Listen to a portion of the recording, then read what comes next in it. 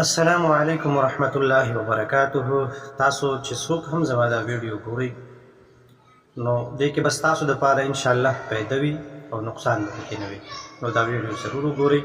که ویډیو مو خوښه شي نو چینل ورسره سبسکرایب کړئ. انشاءالله موږ به په دې چینل باندې تاسو ته ښکلي مسایل بیانو چې کوم هغه مسایل چې ستاسو شرعي مسایل وي تاسو د هغه موږ ته په کمنټ کې کوئ، د هغې جواب به دله انشاءالله موږ د قرآن او د حدیث په رڼا کې درکوو. تاسو به ډېرې چینل سبسکرایب کړي وي، د سندرو به وي، د ډرامو به وي، نو که زموږ دا یو اسلامي چینل ورسره سبسکرایب کړئ تاسو، نو په سبسکرایب کولو باندې چې کوم دی نو ستاسو نه څه پیسې نه لګي او موږ ته به یو وړوکی غوندې کمنټ وکړئ زموږ د حوصله افزایۍ دپاره.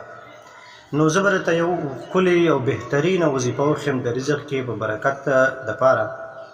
که څوک کاروباري حضرات دي، کاروبار کوي، تجارت کوي، دکان کوي، هر څه کاروبار کوي، د هغې دپاره به تاسو ته یو بهترینه وظیفه ښیم.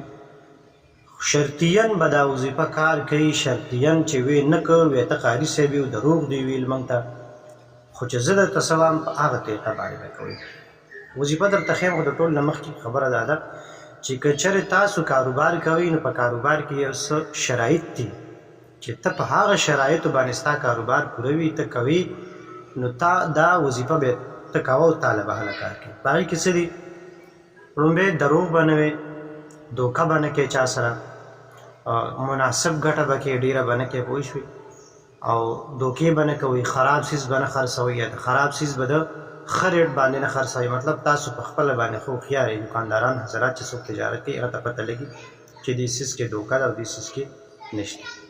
نو که چېرې ته دغه شرایطو باندې پوره وي او دا وظیفه تا کوله بیا، او که دې وظیفې بیا تا په هته کې دننه د دې د رزلټ پته ونه لګېدله نو بیا راشه ما ته کمنټ وکړه او راته ووایه چې راته قاري صاحب دروغ کوي. او که چېرې تا له فایده درکړله نو بیا به هم یو وړوکی غوندې کمنټ موږ ته وکړي چې یاره او ما دا وظیفه کړې وه او ما ته یو فایده راکړې وه، نو موږ هم خوشحاله شو.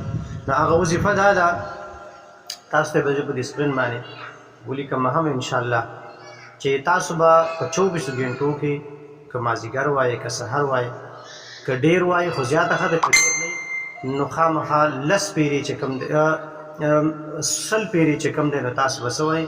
لا اله الا الله الملك الحق المبین. بس لا اله الا الله الملك الحق المبین. دا وظیفه به کوئ تاسو په 24 ګنټو کې 100 پیرې خامخا وایئ. بیا ته ګوره بیا ما ته وایه چې یاره مطلب وظیفه مې کول او کار یې ونه کړ، خو په دغه شرایطو باندې چې تاسو پوره یئ، دغه شرطونه پکې وي. نو که دا شرطونه پکې نه وي نو بیا دا وظیفه کار نه کوي، بیا به ما ته څه نه وایي. او انشاءالله چې دغه وظیفه تاسو کوئ او دا شرایط پکې وي، بیا ځان ته ګورئ، خپل کاروبار ته ګورئ چې څومره مخ په وړاندې باندې شي.